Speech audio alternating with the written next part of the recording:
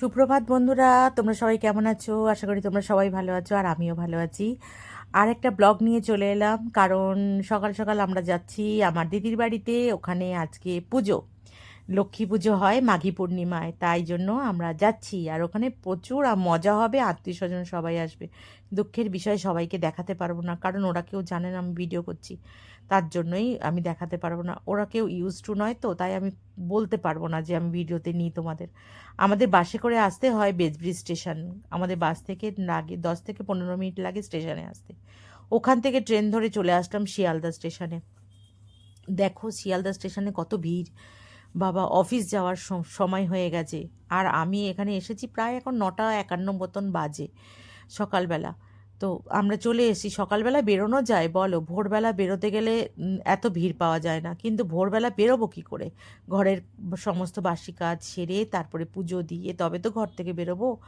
তারপরে একটু কফি খেতে হয়, চা খেতে হয়, তো কফি খেয়েই বেরিয়েছি। এদিকে দেখো শ্রীহরি তুলছি। আমি কিন্তু সাউথ থেকে নর্থের দিকে যাচ্ছি। এখানে একটা শ্রীহরির দোকান আছে, খুব সুন্দর গয়না পাওয়া যায়, আর্টিফিশিয়াল গয়না। সবাই তো জানো শ্রীহরির গয়না খুব সুন্দর ডিজাইন পাওয়া যায়। যারা যারা জানো না, তারা তারা চলে এসো, এখানে প্রচুর কালেকশান। যদিও আমি কোনো দিন যাইনি, শখ আছে একদিন তো যাব। আর এদিকে হচ্ছে সেনকো গোল্ড আছে। সেনকো গোল্ডটাও তো জানোই অরিজিনাল সোনা। এবার এই সোনার গয়না নেবে না আর্টিফিশিয়ালের গয়না নেবে, ডিসিশানটা তোমাদের ওপরে। আর হাজবেন্ডদের নিয়ে অবশ্যই এসো, দুটো দোকানই দেখাবে, কোনটা বলেন দেখো আগে। আমার যাই বলো, শ্রীহরিটা বেশি পছন্দের। কারণ সেনকো গোল্ডে ঢুকলে ধারে পাশে যেতে পারবো না, যে হারে সোনার দাম বাড়ছে। তো আমরা যেতে পারবো না, মধ্যবিত্ত নাগালে বোধহয় শ্রীহরি আছে। তাই শ্রীহরিকে নিয়ে ঘরে যাওয়াটাই ভালো আমার মনে হয়। আর এখন যা শ্রীহরির ডিজাইন হচ্ছে, বোঝাই মুশকিল যে কোনটা সোনা কোনটা নয়। যাই হোক, অনেক গল্প করলাম। এখানে কেএফসি আছে। আর তারপরে আমরা এপাশে চলে গেলাম, সোজা চলে যাচ্ছি। ওখানে লেখা আছে দেখো, শিয়ালদা মেন। শিয়ালদা মেন কোনটা তা জানি না, কিন্তু হেঁটে চলেছি নর্থের দিকে, ওই দিকেই মনে হয় মেন হবে। সব দিকের গাড়ি তো ওদিক দিয়ে যায় মনে হয়। আর এই সাইডগুলোয় দূরপাল্লার ট্রেনগুলো যাতায়াত করে, এটুকু আমি জানি। এখন আমি যে সঠিক জানি সেটাও বলতে পারছি না তোমাদের।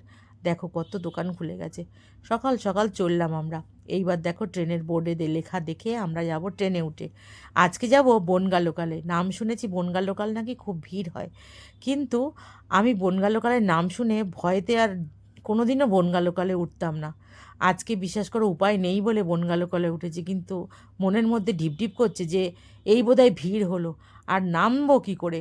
নামতে গেলে তো যা ধাক্কা দেবে, আমাকে বোধহয় ধাক্কার চোটে নামিয়ে দেবে। এটাই আমি ভাবি, কারণ একবার এরকম হয়েছিল। আমরা কোথায় যাচ্ছিলাম, আমাকে আর আমার মেয়েকে ধাক্কা দিয়ে নামিয়ে দিয়েছে লেডিস থেকে। সেই থেকে লেডিসে উঠি না। ফাঁকা থাকলে উঠি, লেডিসরাই ধাক্কা দেয় বেশি গো। জেন্টসরা তবু একটুখানি মানে, কারণ ধাক্কা লাগলে জানে ওরাও তো কথা শুনবে।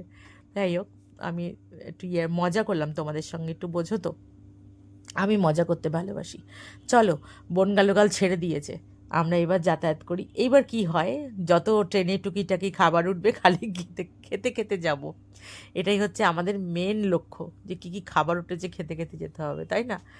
পেটুক তো আমরা বাঙালি, আমরা পেটুক।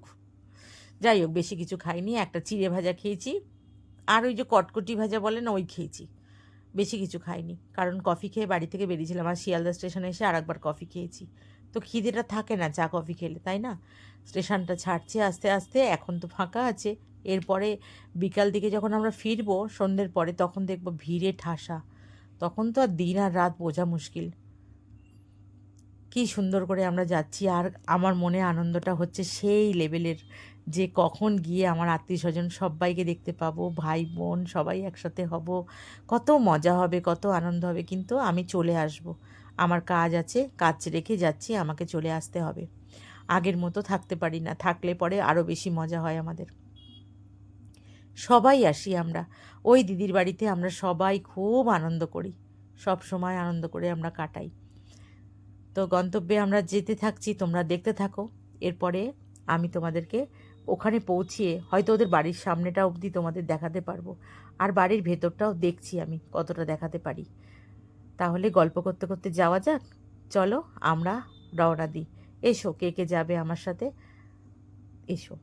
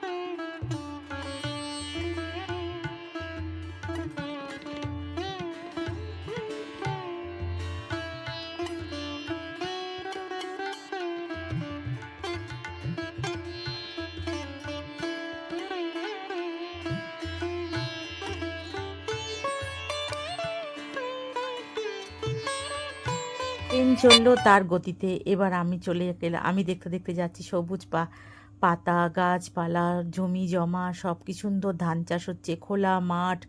দেখো এত এত জমি কলকাতাতে দেখাই যায় না। গায়ে গায়ে বাড়ি, কেমন লাগে বলো? একটুও সবুজ কিছু দেখা যায় না। যদি গ্রামের দিকে আসি তাহলে এই সবুজ জিনিসটা চোখে পড়ে আর চোখ দুটো জুড়িয়ে যায়। কি যে ভালো লাগে এই প্রকৃতির দৃশ্য দেখতে। আমার তো ভীষণ ভালো লাগে। তোমাদের কার কার পছন্দ একটু জানাও গো। কলা বাগান দেখতে দেখতে যাচ্ছি, এদিকে ধানের জমি। আমার যে কি ভালো লাগছে, মন কেড়ে নেয় এই ধানের জমি। তাই ভাবি যে সবাই তো সব কিছু দেখে, আর আমাদের সত্যি প্রকৃতি দেখেই মনে হয় শান্তি। আমার দূর দূর দেশে ঘোরার থেকে আমার এই বাংলা অনেক ভালো। বাংলার প্রকৃতি, এই গাছপালা, জমি, ধান চাষ করা, সবজি চাষ করা, ফুল চাষ করা, এগুলো দেখলে আরও মন শান্তি হয়ে যায়। মনে হয় না প্রকৃতি আমাদের কাছে ভালো, তো আমার বাংলা আমার কাছে খুব ভালো, আমার কলকাতা আমার কাছে ভালো। তাই না? কলকাতার আশেপাশে যে গ্রামগুলো আছে ঘুরে দেখো, খুব মজা পাবে সবাই। তাই দেখতে দেখতে আমিও চললাম, আর তোমাদের সাথে নিয়ে চললাম। চলো, সব কিছু দেখতে দেখতে অবশেষে আমার দিদির বাড়িটা পৌঁছাতে পারি কি না দেখে নিই। অবশ্যই পৌঁছাবো, যাবো তো বটেই, তাই না বলো? কি যে খুশি মনের মধ্যে একটা হচ্ছে যে দিদির বাড়িতে যাব, কখন ওদেরকে দেখতে পাবো, কখন একটু গল্প করব, খুব ভালো লাগছে। তারপরে আস্তে আস্তে আমরা চলে এলাম স্টেশন গুমা। এই গুমা স্টেশনের পরের স্টেশন হচ্ছে অশোকনগর, তারপরে হাবড়া। তো গুমাতে আমরা আসার পর আমরা নেমে পড়েছি হাবড়াতে নেমে আমরা এখানে ভ্যানে উঠবো। এখানে আবার ভ্যানের চল আছে। তো মিষ্টি কেনা হয়ে গেছে, এদিকে ভ্যান নিয়ে ভ্যানে চড়ে আমরা যাচ্ছি। ভ্যানে করে সবাই এখানে যায়, আর বাম্পারগুলো আসছে, মনে হচ্ছে আমি ওপর থেকে নিচে নেমে পড়ছি, এরকম অবস্থা। অভ্যাস না থাকলে যা হয়। দিদির বাড়ির কাছাকাছি প্রায় চলে এলাম। এখানে একটা ক্লাব আছে, খুব সুন্দর। কত দিন পর আসছি, কত বছর পর এই রাস্তাঘাট, কি আনন্দ করতাম আমরা এখানে, সেই দিনগুলো মনে পড়ে যাচ্ছে।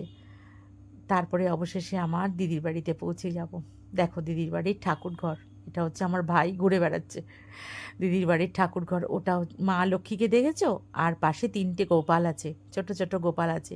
পাশের বাড়ির 2টো গোপাল আর আমার দিদির একটা গোপাল। আর ওই ঠাকুরের সিংহাসন কি সুন্দর করে সাজিয়েছে, খুব খুব ভালো লেগেছে। তোমাদের যদি ভালো লাগে তোমরা একটু জানিও প্লিজ। আমার তো ভীষণ পছন্দ হয়েছে আমার দিদির বাড়ির ঠাকুর ঘরটা। ও দোতলার ওপরে ঘরটা করেছে, ঘরগুলো তো খুব ভালো লাগছে। আর পুজো হচ্ছে, পুজোর ঠাকুরের আসনটা এত পছন্দ হয়েছে আমার, খালি দেখছিলাম মা লক্ষ্মীর মুখের হাসি, কি সুন্দর হাসছে মা লক্ষ্মী। খুব খুব ভালো লাগে জানো তো। এই পুজোর দিনটা না আসে যখনই আমার জামাইবাবু গল্প করেন যে আমি যদি হয়তো কখনো ভাবি যে এবছর পুজো হয়তো করতে পারবো না, মা ঠিক আমাকে জোগাড় করে দেয়।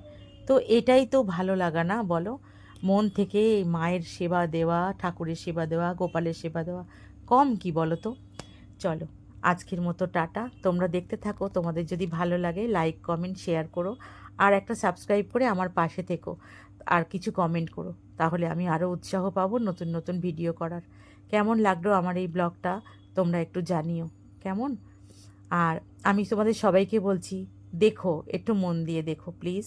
সবাই এই ভিডিওগুলো, ছোট ছোট ভিডিও করি, বেশি বড় করি না, কারণ তোমরা একটু দেখবে বলে। তাই তোমরা সবাই দেখো। আজকের মতো টাটা, তোমরা সবাই ভালো থেকো। মা লক্ষ্মীর আশীর্বাদ যেন তোমরা সবাই পাও।